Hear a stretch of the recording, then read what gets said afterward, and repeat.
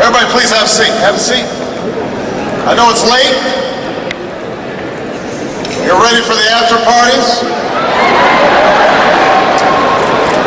I should have ditched the speech and brought my playlist.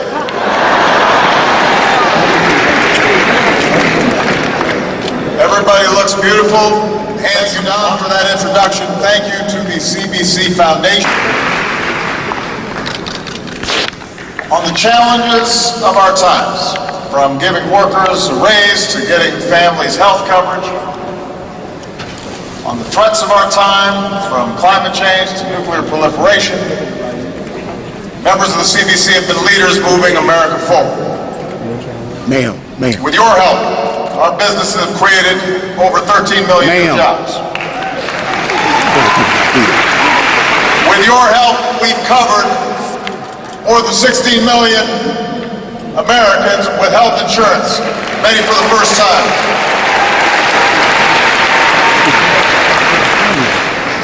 Three years ago, Republicans said they'd get the unemployment rate down to 6% by 2017.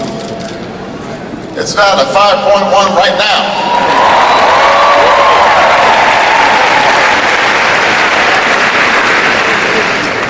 You didn't hear much about that in the debate on Wednesday night. Point is, though, none of this progress would have been possible without the CBC taking tough votes when it mattered most. Whatever I've accomplished, the CBC has been there.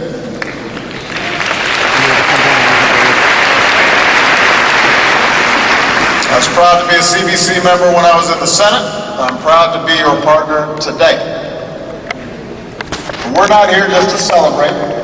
We're here to keep going.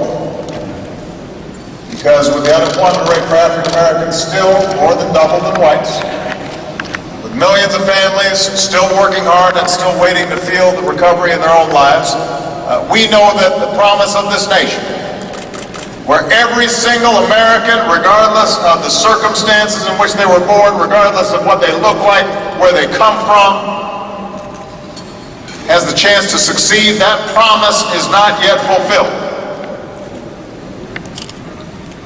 The good thing about America, great project of America, is that perfecting our union is never finished. We've always got more work to do. And tonight's honorees remind us of that.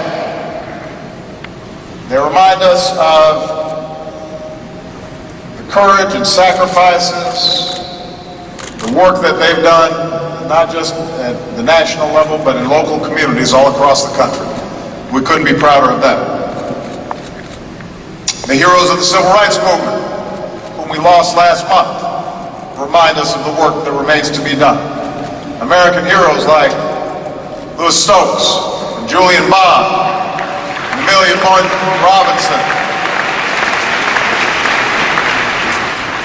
And Ms. Robinson, some of you know earlier this year my family and I joined many in Selma for the 50th anniversary of that march. And as we crossed the Edmund Pettus Bridge, I held Miss Amelia's hand. And I thought about her and all the extraordinary women like her who were really the life force of the movement.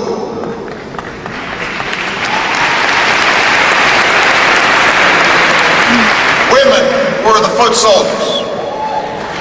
Women strategized boycotts.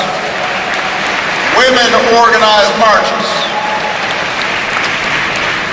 Even if they weren't allowed to run the civil rights organizations on paper, behind the scenes, they were the thinkers and the doers, making things happen each and every day. Doing the work that nobody else wanted to do.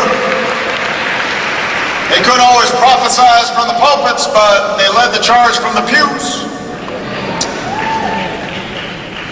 They were no strangers to violence. They were on the front lines. So often they were subject to abuse, dehumanized, but kept on going together. Mothers were beaten, gassed on Bloody Sunday. 4 little girls were murdered in a Birmingham church.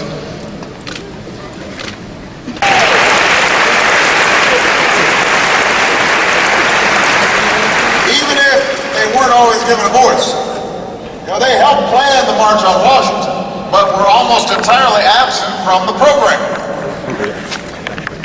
And when pressed, male organizers added a tribute highlighting 6 women, none of them who were asked to make a speech. Daisy Bates introduced her fellow honorees in just 142 words that were written by me. Subject to ongoing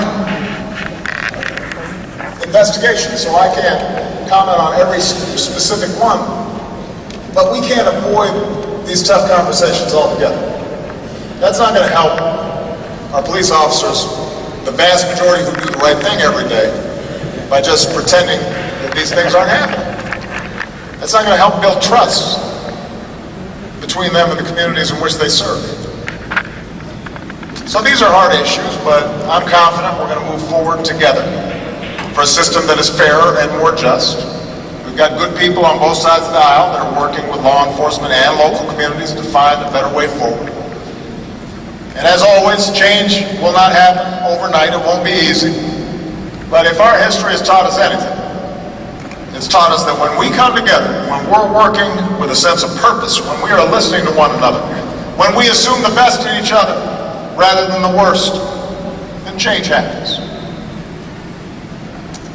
Like every parent, I can't help to see the world increasingly through my daughter's eyes.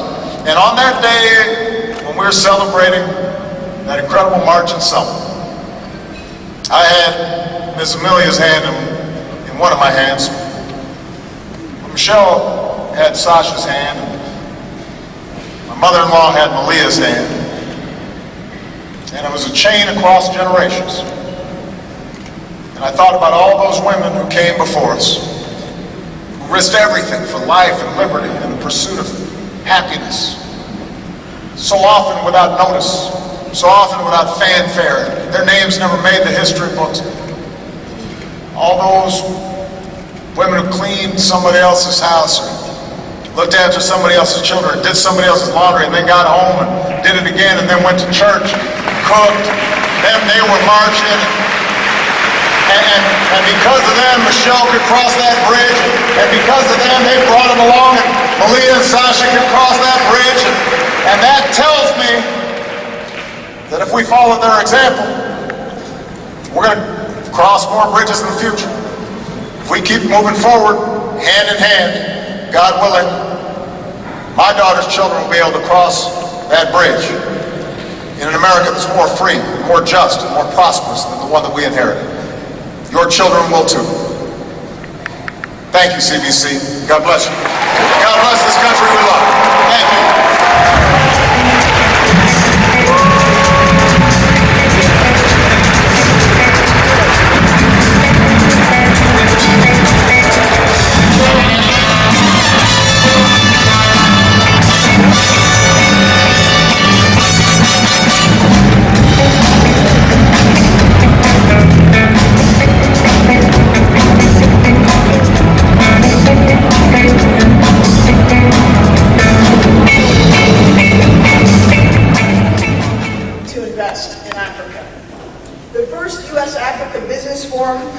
Held last year was such a success, generating $33 billion in new commitments, that President Obama announced a second forum to be held here next year.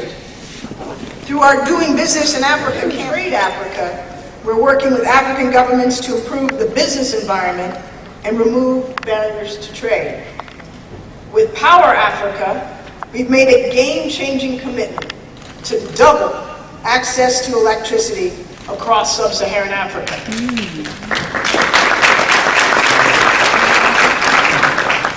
Expanding access to power is one of the best ways we can support African businesses, which in turn unlocks more growth and more trade. But this isn't like just flipping a switch. Power plants and electrical infrastructure take time to build and bring online. Like all bold ideas, successive administrations will have to carry this project forward. We're well on our way with new Power Africa projects slated to generate more than 20,000 megawatts of electricity. We're bringing back down barriers to greater investment in Africa's energy sector and have already facilitated deals that will create an estimated 4 million new power connections. Entrepreneurship is the spark igniting Africa's growth, and we're directly supporting Africa's dynamic entrepreneurs, nurturing their ideas and connecting them to resources. At this year's Global Entrepreneurship Summit in Nairobi, President Obama announced more than $1 billion in new funding from the U.S. government and the private sector to support entrepreneurs, much of it focused on Africa. Beyond that, we're investing in women and young people, and entrepreneurs who have the hardest time accessing financing and business networks. Second, a commitment to maximizing impact and delivering results is central to this administration's approach to development. In Africa, too many people, as you well know, still live in extreme poverty, eking out meager livings with their bare hands and sheer determination. Empowering Africa's most vulnerable is a cornerstone of our commitment to the region. President Obama's consistent focus has been on helping our development partners become self-sufficient. Today, African countries are setting their own priorities. We build our programs around African plans. And even as we continue to provide generous humanitarian relief, in Africa and around the world, we've moved far beyond simply responding to the latest crisis. For example, we're helping more than 40 African countries build their resilience to climate change now, before vulnerable communities have to face its worst impacts. Through President Obama's Feed the Future initiative, we're making sure smallholder farmers can both feed their families and sell their harvests at market. Since 2010, we've invested more than $5.5 billion to improve food security in Africa and other regions. In the past year, Feed the Future has helped nearly 2.5 million African farmers raise their incomes by using new technologies and land management practices. Our nutrition programs have helped nearly 9 million African children get the nourishment they need to grow and thrive. And we hope to see Feed the Future institutionalized so that it continues to transform lives after President Obama leaves office.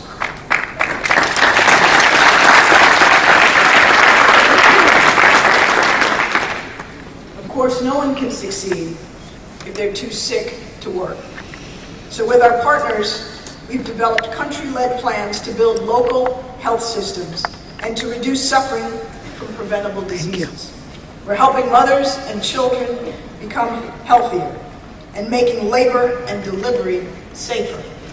And we've accelerated progress against HIV/AIDS, bringing us within striking distance of an AIDS-free generation. Together with more than 45 countries, we've built a global health security agenda to improve our ability to prevent and contain devastating epidemics like Ebola. Think back to this time last year, when Ebola was spiraling out of control. Weak health systems buckling under the strain.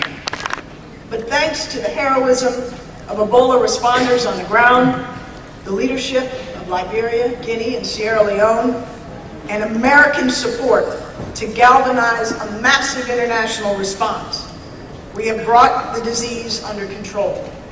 As of last week, there were only 5 cases, and we will not stop until we get to 0.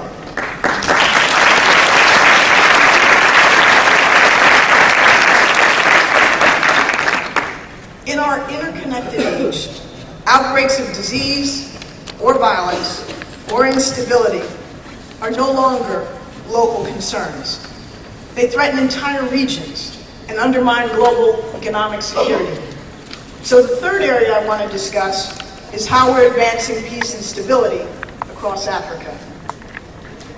I was honored to be President Obama's personal representative at the joyous independence celebrations in Juba, South Sudan, just over 4 years ago. So for me, like so many of us, South Sudan's return to violence has been heart-wrenching. And that's why President Obama convened an urgent summit of regional leaders in Ethiopia when he was there in July. And in no small part, due to President Obama's personal leadership, shortly after that meeting, regional leaders finally united behind a draft peace agreement.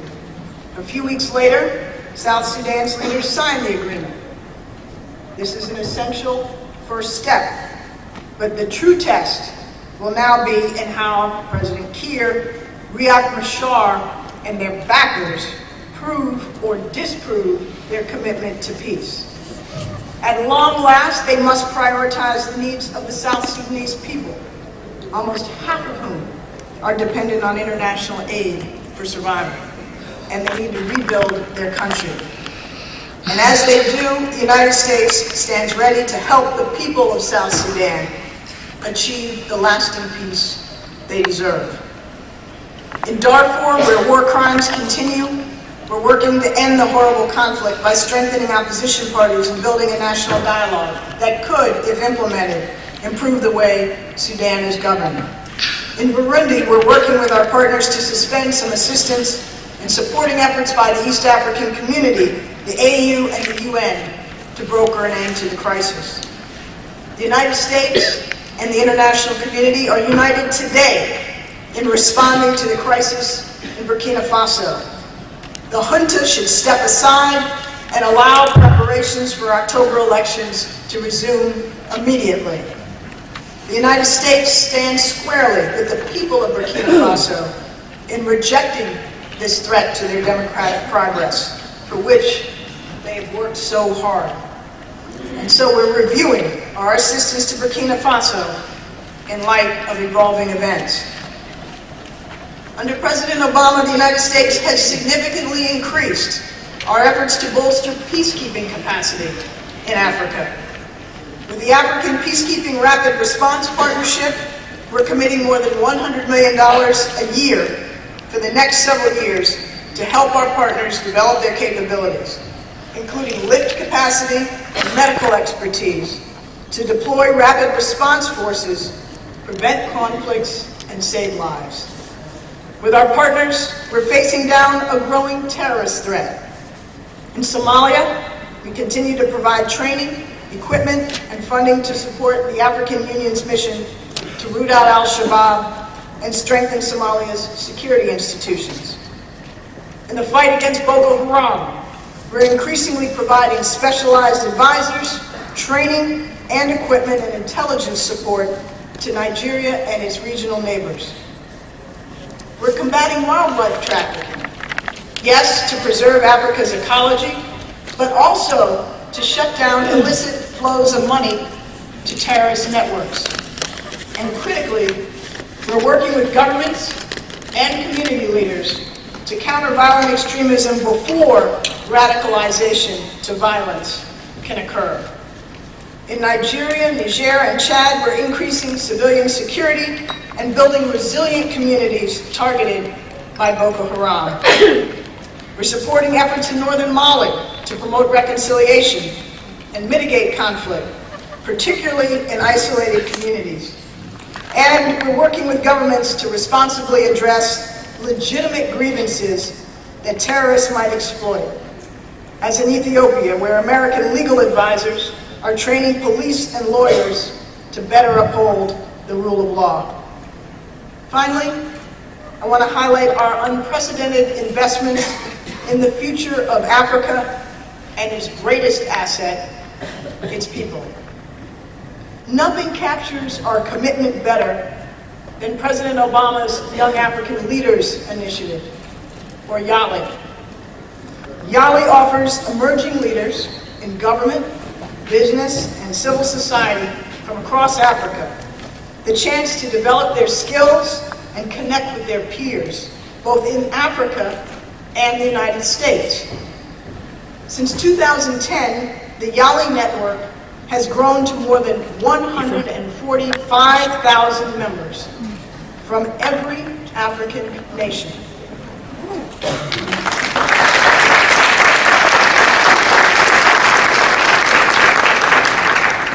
By the end of this year, YALI Regional Leadership Center will be open in Nairobi, Accra, Dakar, and Pretoria.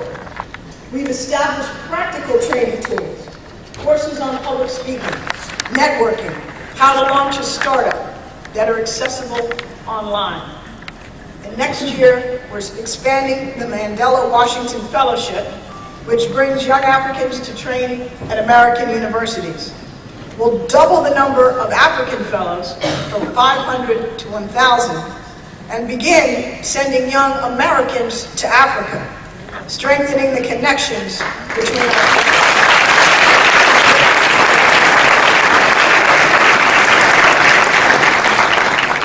Even as we prepare the next generation to take up the mantle of leadership, we're striving to ensure they inherit societies that are more free, more fair, and more just. Societies that provide opportunity for all of Africa's people. So we champion democracy, good governance, peaceful and regular transfers of power, active civil societies, and a robust free press. Not because we have all the answers, but because healthy democracies are consistently more peaceful and more stable. They are the strongest partners and the best able to provide for their people.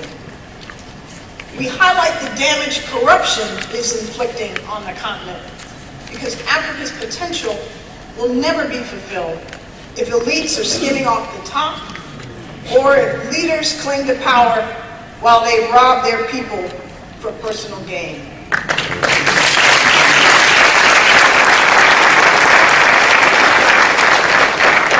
And each time President Obama made that point on his latest trip, he was met with rousing applause.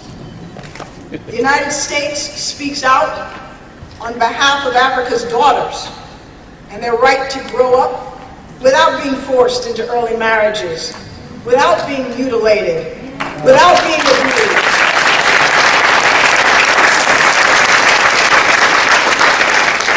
We speak out for our African LGBT brothers and sisters and their right to equal treatment under the law. We speak out for Africa's minorities and the right to worship freely and pursue one's dreams. We make clear that every government has a responsibility to protect the human rights and the safety of all of its people. And that when traditions say that some groups should be excluded or targeted or oppressed, then those traditions are wrong. And they have no place in the 21st century. They do nothing but hold societies back. So our investment in Africa's future is both immediate and enduring. We're expanding our trade and investment while laying the groundwork for deeper cooperation for years to come. We're promoting sustainable development solutions that reduce hunger and combat health challenges while spurring the broad-based economic growth that can eradicate extreme poverty. We're taking steps to bolster our shared security today and tomorrow. We're supporting Africa's youth and challenging Africa's leaders to govern with an eye to the future. Africa's rise is not just important for Africa, it's important to the entire world. Those are President Obama's words, and that's something all of you have known for quite some time. Today, after 4 presidential trips to the region, an historic summit with almost 50 African leaders here in Washington, signature economic and development initiatives that are opening doors for more people across the continent. Many others now know it too. We have more work to do. More work to end old mindsets and address entrenched challenges, both in Africa and here at home. But this much is clear. Under President Obama's leadership, the United States is redefining the way we engage with Africa, not as a paternalistic patron, but as permanent, equal partners.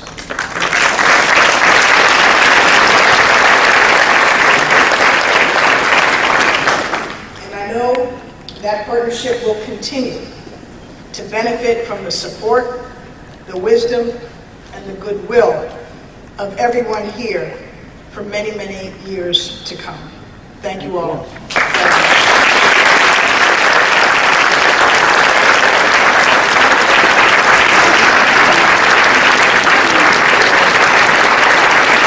Opportunity to meet with some key people from the DRC and with Ambassador Latifu before she left her post. And they are very clear what the benchmarks are. And so, I don't want to take a lot of other people's time, but they actually do know what they need to do and are putting together documents to show that they are indeed doing it. We recognize that progress has been made on the issues for which they lost their low eligibility, but they have some other things that they need to do beyond that. So I would just leave it at that they are working on it and we are talking to them about it. Thank you very much. What I will do, if the panel permits, is I will go one last round of questions. You do it very quickly, and then you will do your 1-minute closing remarks or 30-second closing remarks and answer any questions that we get. That way we get as much questions as we can. Let me start with you. It must be 1-minute question or 30-second question. Lawrence Freeman from Executive Intelligence Youth. The passage of the bill is good, but we need to look at another approach, which is that without massive infrastructure projects, which have to be funded by the state and allies like the BRICS New Development Bank and the China Silk Road, we will not have peace and development. Electrical power was mentioned. There's 90,000 megawatts of power for all of sub-Saharan Africa, of 1 billion people. Half of that comes from South Africa. For Africans to live like all of us in this room, we need 1,600 gigawatts. South Africa is getting almost 10,000 gigawatts of power. The question is, don't we have to approach the problem of Africa from the standpoint of governments, state-funded credit with allies such as China, the BRICS Bank, the Asian Infrastructure Bank, and without this, these other smaller approaches won't work. And the United States has said repeatedly, this administration, we don't do infrastructure. So doesn't that pose a question that we have to change the policy of the United States if Africa is really going to be developed and we're going to end war and peace and starvation? Thank you. Thank you very much. Next question. Hello, good afternoon. My name is Mibere Kunsenge. I'm with the Africa practice at the law firm of Covington and Burling. I'd ask the panelists to provide both the public sector and private sector perspectives on what more can be done to commercialize Africa's creative industries and innovation more generally. And I'm speaking in the areas of startup capital, areas of intellectual property protections, and those sorts of areas that are needed to provide the protections and the growth that Africa's creative industries will need to become actually commercial enterprises. Wonderful. You should stay for the next session. Part of that will be discussed there as well. Next question. Yeah, hello everybody. My name is Nkafu Fomeki. I'm a third-year law student from the University of Baltimore, principally from Cameroon. I think my question already has been asked in a couple of different ways, but I still want to pose that question again. And I'll pose a question to Mrs. Flory that what are the measures put in place by the U.S. government to guarantee that business in Africa doesn't exploit the people? Considering that we know most of the government in Africa... Okay, I think we got the question, is what can you do to make sure that there is no exploitation by business? And the next question, thank you.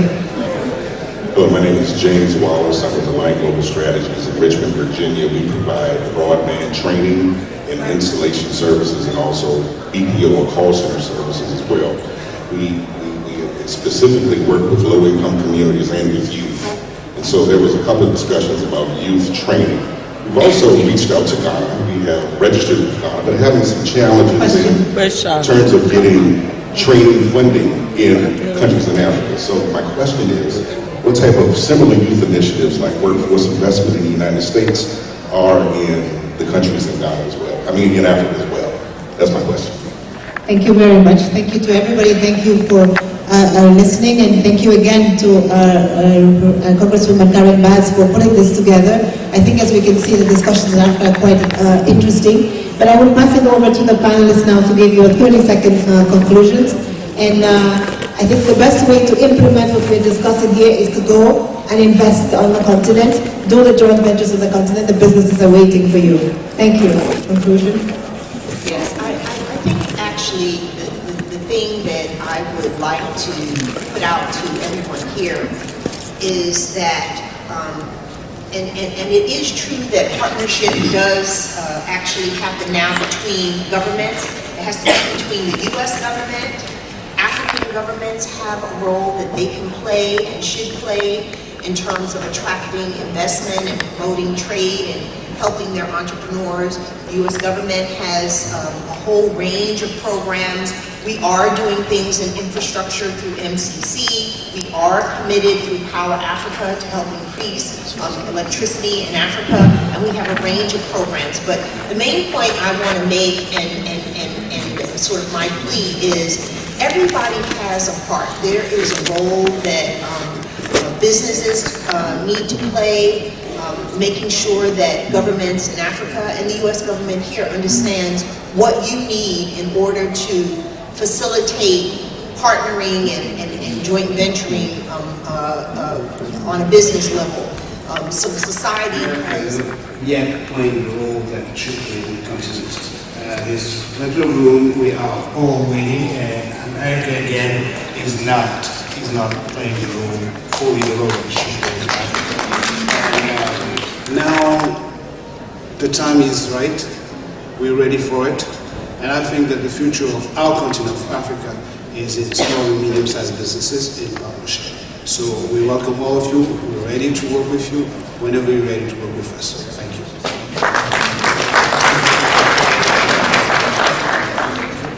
Mamadou? I would like to just make a plea for to U.S. companies, investors, really look at Africa. But when you look at Africa, think about the 3 P's: patience, physical presence, and partnership. You've got to consider this is the last frontier, and there are a lot of tremendous opportunities. Second, to the US government, infrastructure is critical. There will be no way, we're just talking about on the health with Ebola. Health pandemic like Ebola is also about due to the infrastructure. There was no infrastructure in those countries, and there is still no infrastructure in those countries. We cannot develop the continent if there is no power. So if we don't have comprehensive infrastructure in place. So investment into infrastructure beyond what we have today with MCC, looking at that in a comprehensive manner is helpful.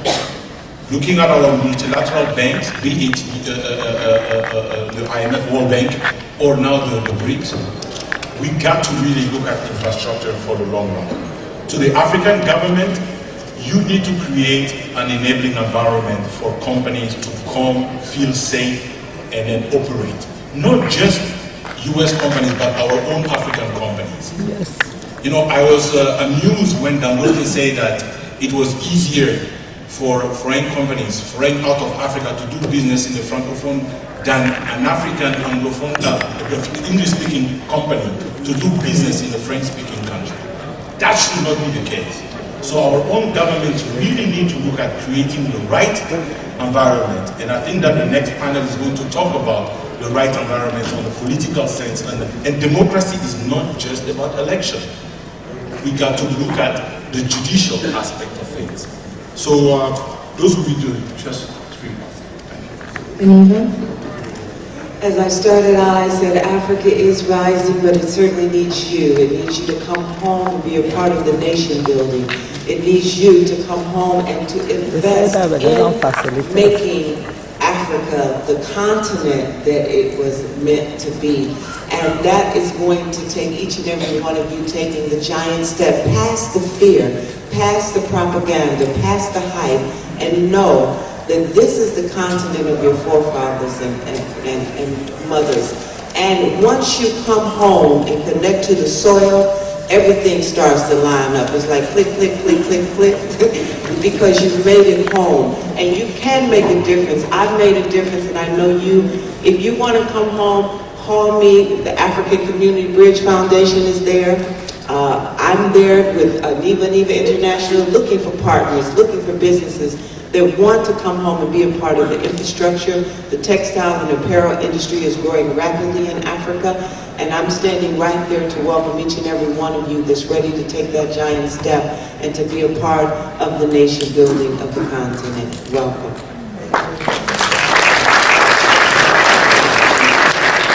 Thank you very much again. Thank you for being here. I want to thank once more all the ambassadors that have been here that have helped us to move AGOA forward.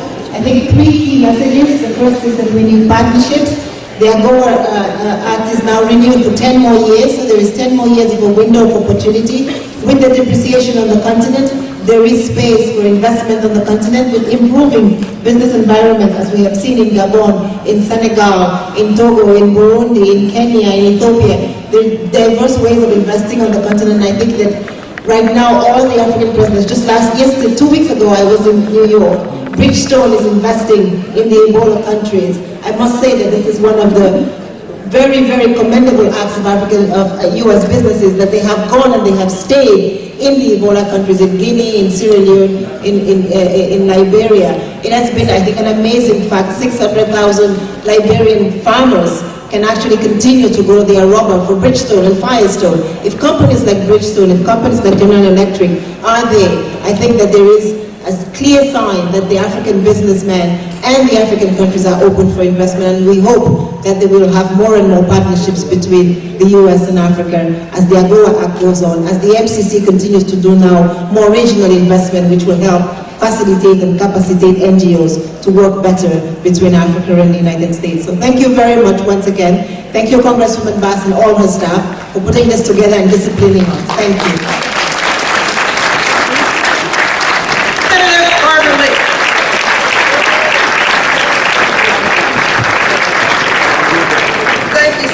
Congresswoman Bass, and let me first just thank you for this tremendous moment in history, for your tremendous leadership, and for all of you for being here and being on the case, saying that Africa matters for so many years. Now, I just have to say, listening to our National Security Advisor, Ambassador Rice, I just had to really think about the moment we're in history. Here we have an African-American president whose father is from Kenya. We have an African-American woman as our national security advisor. We have an African-American woman as our ranking member of the Subcommittee on Africa. Of course, I'm serving as the president's nomination from the House of Representatives to the United Nations. And I'm very honored for that. But it just tells you how far we've come and how Africa now, because of Karen Bass and Susan Rice and President Obama, not only does Africa matter to the African American community and to people in the diaspora and Africans around the world, but it matters to the entire United States of America. That's because they have made it central in our foreign policy. And so listening to Ambassador Rice just made me feel so proud and so honored to serve with her and Karen Bass and this entire administration, because I know where we've come from in terms of Africa and the focus and the direction and the commitment to the continent.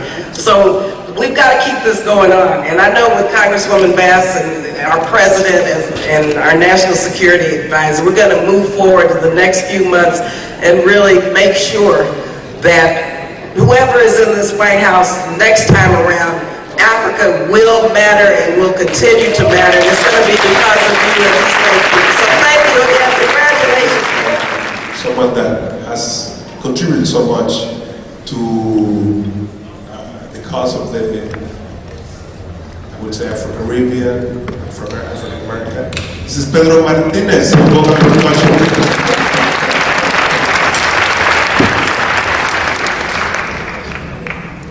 The one and only Humanitarian Carrera,